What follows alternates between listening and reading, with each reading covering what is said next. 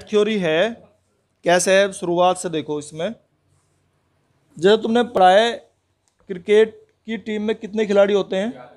11। तो वो एक ग्रुप है, ठीक है ना। वो 11 खिलाड़ियों का वो एक ग्रुप हो गया। लेकिन इसमें भी अगर हम, जैसे तुमने फिर घर में देखा है टी सेट, चाय की जो कप और उसके साथ प्लेट और फिर ट्रे, तो ये भी एक सेट बनता है। हम कहते भी हैं, यूज करते हैं खूब बोलचाल की भाषा में टी सेट, लेकिन जानते नहीं है सेट है क्या। ठीक है, तो टी सेट हमने पढ़ लिया। उसके बाद फिर अब यहाँ थोड़े से और, जैसे तुम बड़े होते जा रहे हो, तुमने 7th 8th में भी पढ़ा, नेचुरल नंबर्स, प्राकृतिक संख्याएं कौन सी होती हैं? जीरो नहीं, हाँ, प्राकृतिक संख्याएं। तो प्राकृतिक संख्याएं हैं हमारी 1 2 3 4, इस तरह से ये प्राकृतिक संख्याएं हैं। ये सब चीज तुम पढ़ रहे हो। अगर इनका अलग अलग एक ग्रुप बना दिया जाए तो उसे हम सेट कहते हैं। इंग्लिश में तो इसकी डेफिनेशन है एक collection of well defined objects. Hindi में बता रहा हूं अभी, सुपरिभाषित वस्तुओं का समुच्चय, सुपरिभाषित वस्तुओं का समूह। ठीक है, तो ये वेल डिफाइंड ऑब्जेक्ट्स जो है ना, एक तुम्हें ये चीज समझने की जरूरत है, सुपरिभाषित का क्या मतलब है। सुपरिभाषित जरूर लग रहा है इसके साथ में। जैसे हम कहते हैं कि एक क्लास ली हमने, उस क्लास में हम कहने लगे कि लंबे लंबे जो छात्र हैं उनका सेट बनाया हमने। तो ये लंबे से मतलब क्या है? या हम कहने लगे जो भारी हैं, अब भारी से मतलब क्या है? हम तो कह सकें, एक तो 60 किलो के को भी भारी कह सकें, एक हम 80 किलो के को भी हल्का कह सकें। क्योंकि जो अगर सारे उससे भारी भारी होंगे, सब 100 किलो के होंगे, तो 80 किलो वाला हल्का हो गया। तो फिर भारी किसे कहते हैं? ये इसका मतलब ये सही परिभाषित शब्द नहीं है, भारी या लंबा। अगर हम कह दें ना कि 5 फुट से बड़े, 5 फीट से बड़े जितने भी छात्र हैं क्लास में, हमने 11th क्लास ले ली, 11th क्लास में 5 फीट से लंबे जो भी छात्र हैं उनका एक ग्रुप बना लो, तो वो हो गया वेल डिफाइंड। 5 फीट से बड़े। हमने कह दी लंबे लंबे, तो लंबे का क्या मतलब है? 6 फुट का भी छोटा हो सके जहां 7 फीट के हों। भाई अगर तुम यूरोपियन कंट्रीज में चले जाओ, वहां सबकी हाइट जो है 6 फीट या 6 फीट से ऊपर भी मिलेगी, तो वहां लंबे किसे कहोगे फिर? तो इन्हें जो है ये कहते हैं, ये होता है सुपरिभाषित का मतलब। जो मेन चीज है सुपरिभाषित, ये समझनी है तुम्हें। अच्छा, अब तो अगर एक समूह बना लिया जाए, इंग्लिश में ग्रुप, अगर एक ग्रुप बना लेते हैं तो उसे हम सेट कहते हैं। लेकिन सेट में और ग्रुप में क्या अंतर है? ग्रुप तो हम किसे भी कह सकें, लंबे कह दी, लंबे छात्रों का समुच्चय, लंबे छात्रों का समूह, तो ठीक है। लेकिन अगर जब तक हम ये उसमें नहीं लिखेंगे कि 5 फुट या 6 फुट, या वजन की बात है तो भाई 50 किलो और 60 किलो के बीच के छात्र, ऐसे नहीं लिखेंगे, तब तक वो सेट नहीं बनता। इसे लिखने के बाद सेट होता है वो। तो सेट में और समूह में ये अंतर है, सेट में और ग्रुप में मेन। अच्छा, तो अब इसमें बहुत सारे सेट ऐसे दिए हुए हैं, ये हमें पहचानने होंगे और बताना होगा कि ये कैसे कैसे सेट हैं। जैसे नेचुरल नंबर का सेट हमने लिख दिया n, ठीक है। इसी में एक होता है इंटीजर्स का सेट, आई से लिखते हैं पूर्णांक। पूर्णांक कौन से होते हैं बताओ? 0 1 2 3, ये -1 -2, ये हमारे होते हैं पूर्णांक। ये इंटीजर्स का सेट है। एक होते हैं रियल नंबर्स, वास्तविक संख्याएं। वास्तविक संख्याएं कौन सी होती हैं? जितनी भी संख्याएं हैं सब वास्तविक संख्याएं होती हैं, चाहे ये इंटीजर की हो चाहे फ्रैक्शन की हो। भाई 1/2 1/3, चाहे ये हो, चाहे 0 हो, 1 हो, 2 हो, 3 हो, चाहे ये वाले नंबर हो, चाहे माइनस के हो, -2 -3, या -1/2 -1/3। तो ये वाले जो नंबर हैं हमारे माइनस में हो या प्लस में हो या फ्रैक्शन में हो, भिन्न के मतलब बटे के, इस तरह के कैसे भी हों, ये हमारे रियल नंबर होते हैं। और जिसमें आ जाए आयोटा, आई वाले पढ़े तुमने, जिसमें आई आ गया वो होते हैं इमेजनरी नंबर्स, काल्पनिक संख्याएं। ठीक है ना, वो आई जिसमें आ गया तो इमेजनरी नंबर्स होते हैं जिसमें आई आ जाता है। आई वाले जो नंबर हैं 2i 3i माइनस आई कुछ भी हो, 1/2i हो 2i, ये जो नंबर्स हैं ये सब जिसमें आई आ जाता हो वो हमारे इमेजनरी नंबर्स हैं। तो ये सब सेट हैं। ऐसे बहुत सारे एग्जाम्पल्स तुम पढ़ोगे। अब इनके लिखने के भी दो तरीके हैं, सेट के लिखने के दो तरीके हैं इसके। एक तो हम ऐसे लिख दें और एक जो है हम ऐसे लिखें, जैसे यही वाला है 1 2 3 ये लिख रखा है हमने। इसको लिखने का एक तरीका और भी है, n इक्वल टू ऐसे, देखो ये भी सीखो, x is such that x, इसे सच दैट बोलते हैं भाई, चाहे इंग्लिश वाले पढ़े चाहे हिंदी वाले, सबको सच दैट ही बोलना है। ये है x is such that, x एक नेचुरल नंबर है, x एक प्राकृतिक संख्या है, ऐसे लिखोगे इसे। तो ये भी एक तरीका है इसका लिखने का, इसी को ऐसे भी लिख देते हैं हम। अगर हम कहने लगे कि सम संख्याओं का समुच्चय, अब देखो सम संख्याओं का समुच्चय कौन सा बनेगा, इसका लिखने का दो तरीके हैं। एक तो लिख दें हम, अगर सारों को लिख दें एक साथ, कि ऐसे लिख दिया हमने 2 4 6 8 10 आगे तक चलते चले जाओ, तो ये हो गया हमारा इवन नंबर्स का set, set of even numbers. ये तो तरीका हुआ टेबुलेटेड फॉर्म होती है, तो टेबल बना के ऐसे लिख दिया। इसको फिर हम ऐसे भी लिख देते हैं, ये दूसरा तरीका है, x is such that x एक सम संख्या है, x एक इवन नंबर है, एक सम संख्या है, इंग्लिश में लिख देंगे x इज इवन नंबर। तो ये भी एक तरीका है सेट को लिखने का और एक ये तरीका है। दोनों तरीके तुम्हें सीखने हैं, बनाने के लिए आएंगे भी इसमें एक्सरसाइज के अंदर। ठीक है, उसमें तुम्हें पहचानने हैं। और बस ये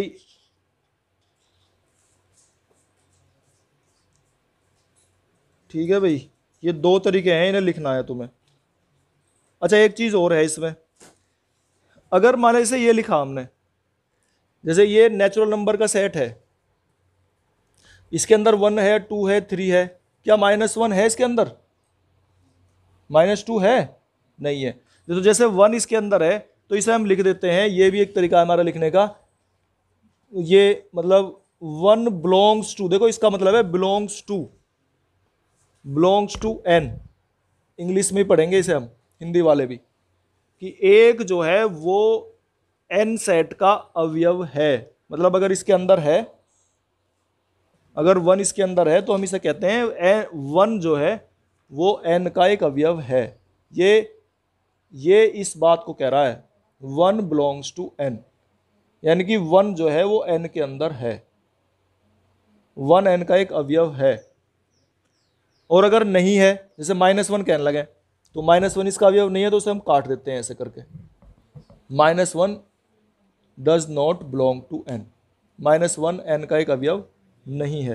अब ये एक्सरसाइज आ गई तुम्हारी, और यही है, बस कर दो इन्हें सारे सवाल को, आसान आसान से सवाल हैं। ये जो फॉर्म है ये समुच्चय निर्माण विधि होती है, ये वाली, ये तो है टेबुलेटेड फॉर्म, सारणीबद्ध, ये तो है सारणीबद्ध तरीका, टेबुलेटेड फॉर्म, और ये है समुच्चय निर्माण, सेट फॉर्मेशन मेथड। तो दो मेथड हैं ये, एक सेट को लिखने के दो तरीके हैं, एक तो सीधे सारे जितने भी अवयव हैं सारे अवयव लिख दो, तो ये तो होगी टेबुलेटेड फॉर्म, सारणी तरीका, सारणी का तरीका, और एक उन्हें ऐसे करके लिख दो, ये हो गया सेट फॉर्मेशन। तो ऐसे भी लिख सकते हो तुम, ऐसे भी लिख सकते हो।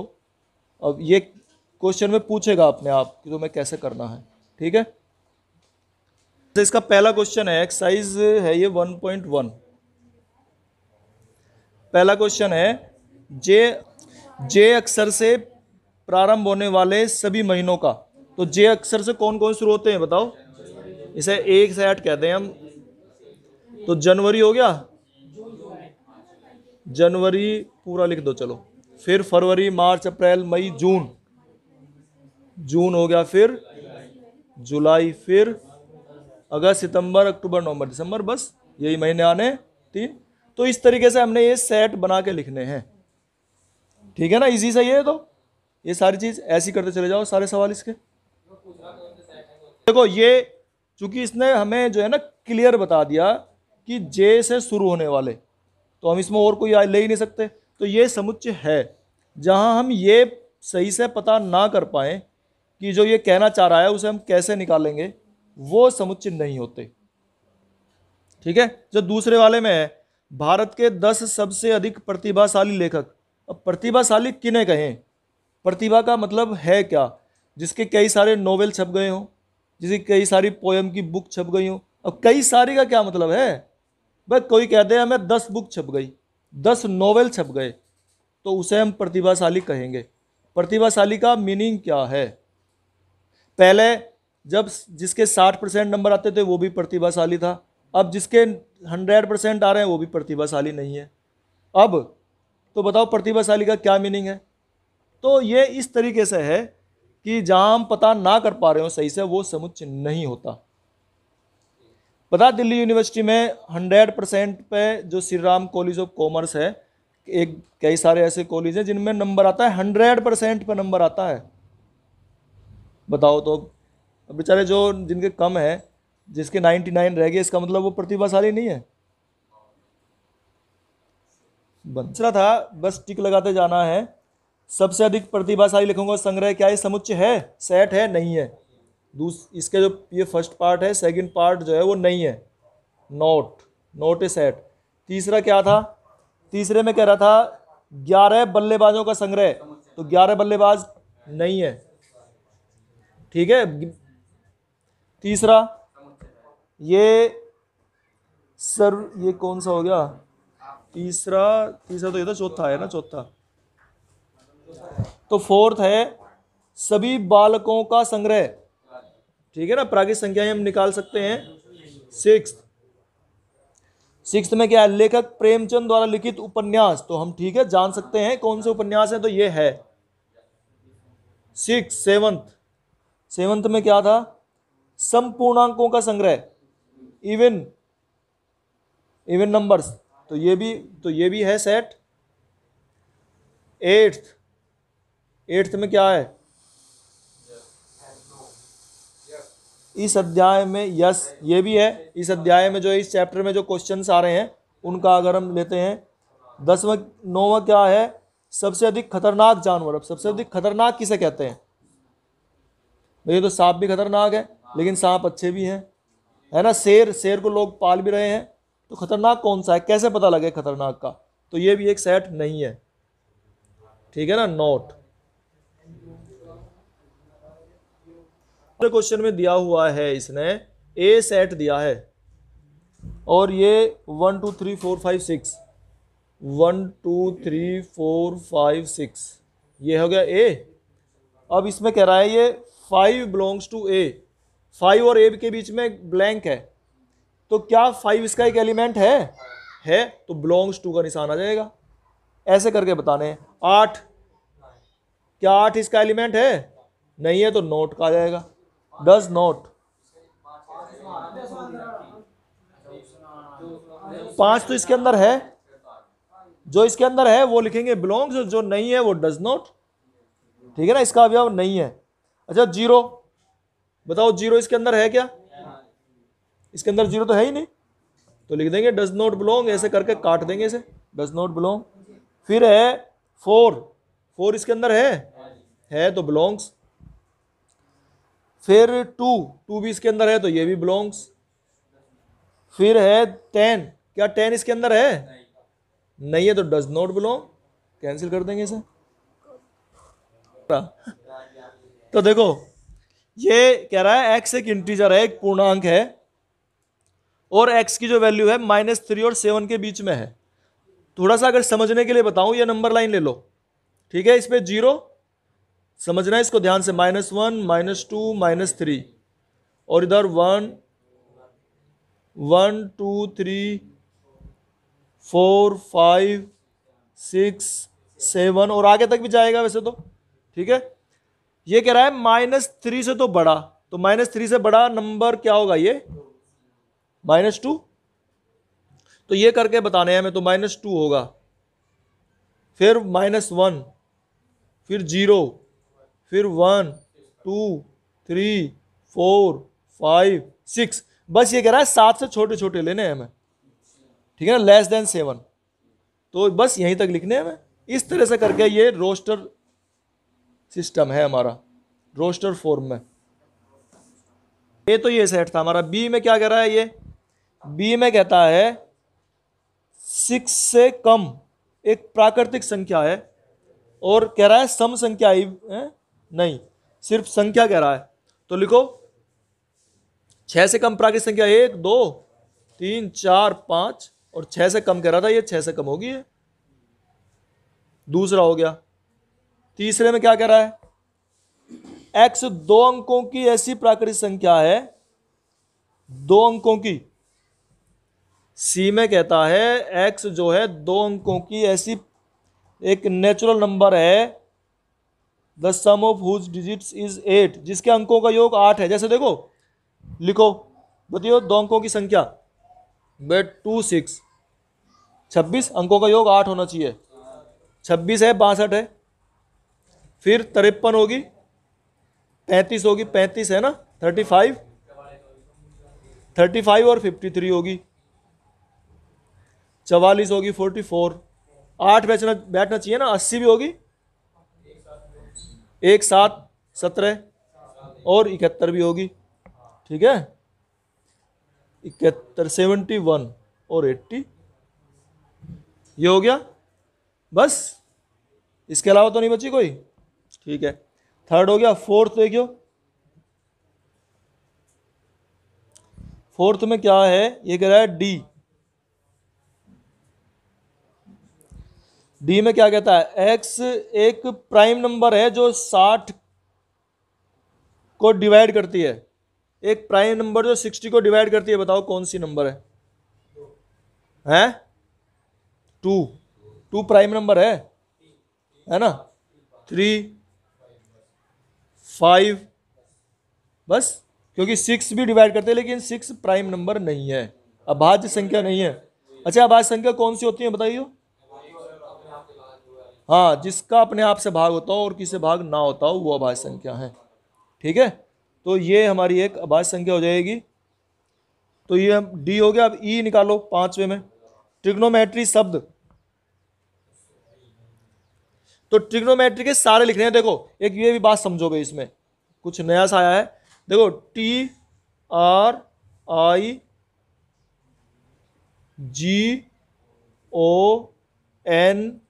ओ नहीं लिखेंगे। 2 अक्षर या 2 एलिमेंट अगर 2 बार आ रहे हैं तो 2 बार नहीं लिखने होते इसमें। सेट में यही ध्यान रखना है, एक ही बार लिखना है, चाहे 4 बार भी आ जाओ, एक ही बार लिखना है। ठीक है, तो TRIGONOME। देखो, टी दोबारा से आया, टी नहीं लिखेंगे। आर दोबारा से आया, नहीं लिखेंगे। वाई, ये आ गया ई। एफ बेटर,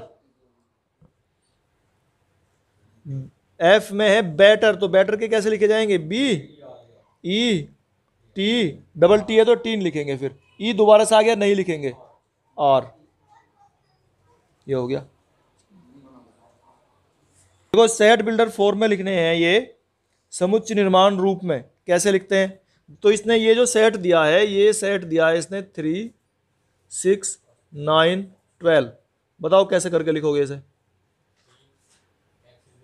तो इसे लिखेंगे हम x is such that, x से मतलब ये नंबर है, और x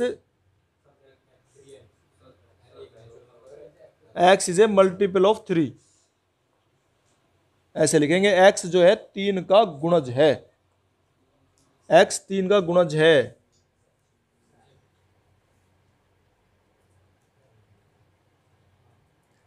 और लेस देन है ये 15, और इंग्लिश में लिखेंगे तो x is a multiple of 3, x 3 का मल्टीपल है और लेस देन है 15 के। हाँ 15 कह दो, 13 कह दो। अब जैसे भाई क्योंकि 3 का मल्टीपल जो है ना वो 13 तो नहीं होता, 15 ही बनेगा ना इससे अगले वाला, तो 15 है तो उससे तो कम है तो मल्टीपल ही सारे। हाँ तो लेकिन वो लेने नहीं हमें, क्योंकि 3 6 9 12 ही है बस, तो इसलिए 15 से तो कम है, क्योंकि अगले वाला मल्टीपल 15 बैठता है ना, तो इसलिए। अच्छा ये हो गया। फिर इससे नेक्स्ट वाला क्या है, 2 4 8 16 32। बताओ 2 4 8 16 32, इसे बताओ कैसे लिखोगे भाई। तो इसे लिखेंगे x is such that, x कैसा नंबर है, x equal to 2 to the power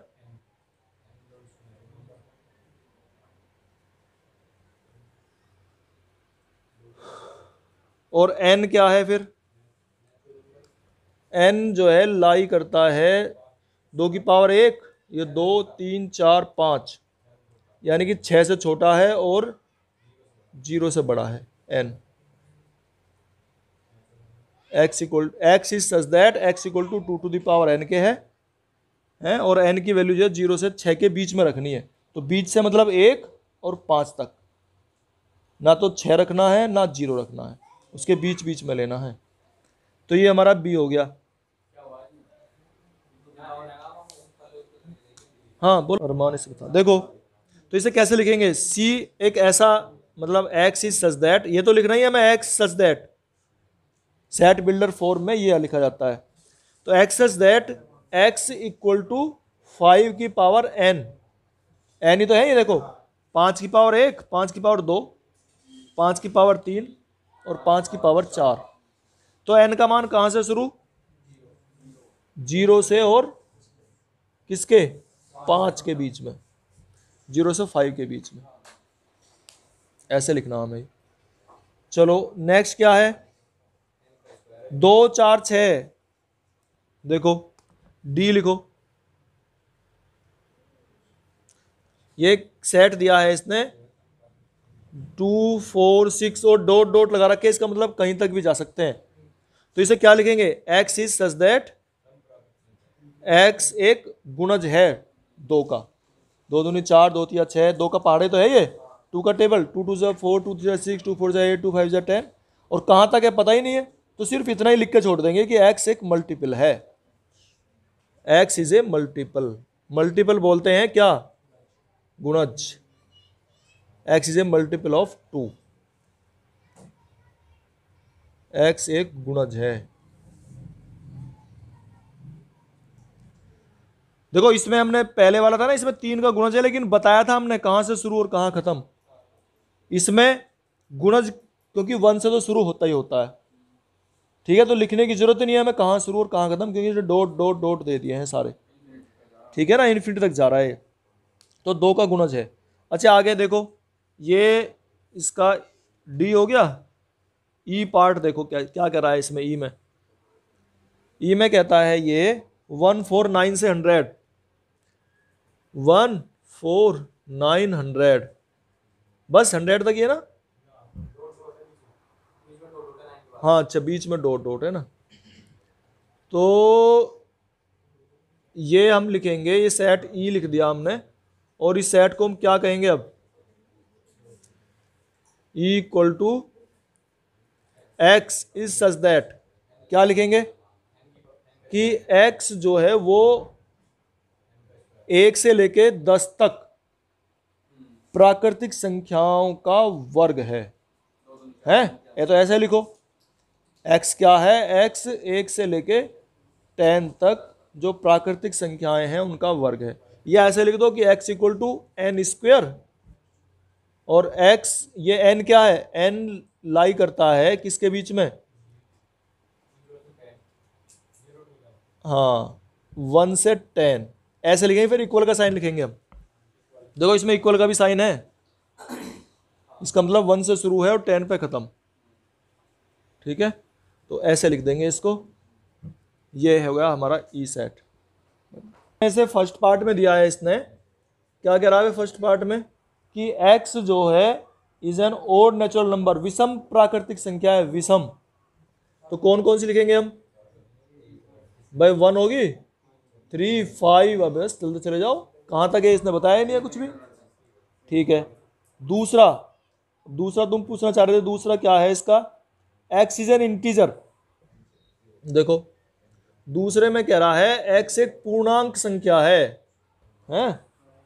is an integer, और x की वैल्यू जो है, चलो मैं लिख लेता हूं इसे एक बार। x is such that x N integer, एक तो ये दिया इसने कि ये पूर्णांक है, और दूसरा दिया है इसने कि x की वैल्यू जो है लाई करती है -1/2 और किसके बीच में?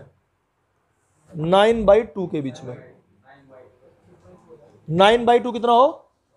4.5 है ना, 4.5 से छोटी और इंटीजर, तो नेचुरल नंबर अब बनिए जरा इसे नंबर लाइन पे। 0, 1, 2, 3, 4, 5 और 4.5 यहाँ होगा बीच में कहीं, और -1/2 से बड़ी, यहाँ इसमें -1 ये -2, तो -1/2 यहाँ होगा कहीं, तो इसके बीच में करती है, इससे बड़ी है, यानी कि इससे बड़ी तो क्या होगा फिर? 0। तो लिख दो इसमें कौन कौन से नंबर पड़ेंगे तुम्हारे? 0, 1, 2, 3 और 4, ये आगे होगा बी। ठीक है, सी बताऊं अब? थर्ड पार्ट में ये कहता है सी, एक्स एक इंटीजर है और एक्स स्क्वायर लेस देन, ये भी समझो भी, थोड़ा सा समझो भी इसमें क्या करा है। X is such that x is an integer, एक पूर्णांक है, एक तो शर्त इसकी ये है कि ये पूर्णांक लेना है तुम्हें, और दूसरी शर्त लगा दी X square is less than equal to 4, X square is less than, देखो समझो, तो ये कह रहा है कि एक्स एक पूर्णांक संख्या है और उसका जो वर्ग है, ये समझो भी, उसका जो वर्ग है वो 4 से कम रहना चाहिए। तो ऐसी कौन कौन सी संख्याएं हैं जिनका वर्ग 4 से कम रहता है, जिनका स्क्वायर 4 से कम रहता है? बताओ। देखो 0 इंटीजर है, अगर इसे नेचुरल लिख देता ना तो 0 लेते फिर हम, अगर ये नेचुरल नंबर लिख देता तो 0 नहीं लेते, अब हम 0 लेंगे। तो 0 है, 1 है, 1 का स्क्वायर भी 4 से कम होता है, 2 है, 2 का स्क्वायर 4, इक्वल भी कह रहा है, अगर इक्वल भी ले सकते हैं। फिर -1 भी है ऐसा नंबर जिसका स्क्वायर जो है वो 4 से कम होगा, और -2 भी है ऐसा नंबर। तो बस ये आ गया हमारा, ठीक है ना, ये आ गया हमारा सी। चलो डी देखियो क्या है।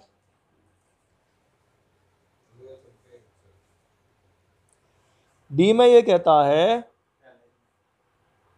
X is a letter in the word loyal, इसमें से एक लेटर है, यानी कि, तो ठीक है, तो कौन से बनेंगे भाई? एल, अलग अलग लिख दो, ओ, वाई, ए, बस एल को लिखेंगे नहीं हम, एल 2 बार आता नहीं है इसमें, कोई भी एलिमेंट 2 बार नहीं आता। चलो नेक्स्ट क्या है? X is a month of a year not having 31 days, यानी कि जिसमें 30 दिन नहीं होते, वो दिन बताने में जिसमें 30 दिन, 30 करा 31 दिन नहीं होते, वो महीने। तो जनवरी के महीने में है ना, तो फरवरी आ गया, फरवरी। मार्च में 31 होते हैं, मार्च ही लेंगे। अप्रैल हो गया, मई नहीं लेंगे, ठीक है, जून लेंगे, फिर जुलाई में 31, अगस्त में 31, सितंबर में 30, अक्टूबर में, नवंबर में, बस ये जो महीने हैं हमारे ये सब 31 डेज के हैं, which do not have 31 days. ठीक है, और इसके बाद है इसमें एफ सेट लिखो भाई, क्या है एफ में? क्या कह रहा है? X is A consonant, consonant क्या बोलते हैं? एक्स एक व्यंजन है, और in the English alphabet which precedes के, जो के से पहले आता है। जो के से पहले आने वाला, प्रीसीड्स के, जो के से पहले नंबर आते हैं, एक ऐसा कॉन्सोनेंट। और कॉन्सोनेंट और वॉल्स वैसे तो ग्रामर की चीज़ है, बताने की जरूरत है। वॉल्स कौन से हों? ए ई आई ओ यू, तो वो नहीं, उनमें से कोई सा नहीं आना चाहिए। ठीक है, तो कॉन्सोनेंट लिखो। देखो ए आ गया शुरू में, नहीं लेंगे, तो बी, सी, एफ, जी, एच, आई नहीं लेंगे, जे, बस के से पहले कह रहा था ये। ठीक है ना, ये आगे सारे। देखो 6 क्वेश्चन में जो है ये कह रहा है हमें दोनों तरफ सेट मिलाने हैं, ये है। हम इधर से पढ़ेंगे, है ना, फिर इधर मैच करेंगे, ये पढ़ना आसान रहेगा। सबसे पहला पढ़ते हैं हम इधर, ए पार्ट है ये। एक्स एक प्राइम नंबर है, एक अभाज्य संख्या है, ठीक है, और अभाज्य संख्या है और डिवाइजर ऑफ 6 को डिवाइड करती है। ऐसी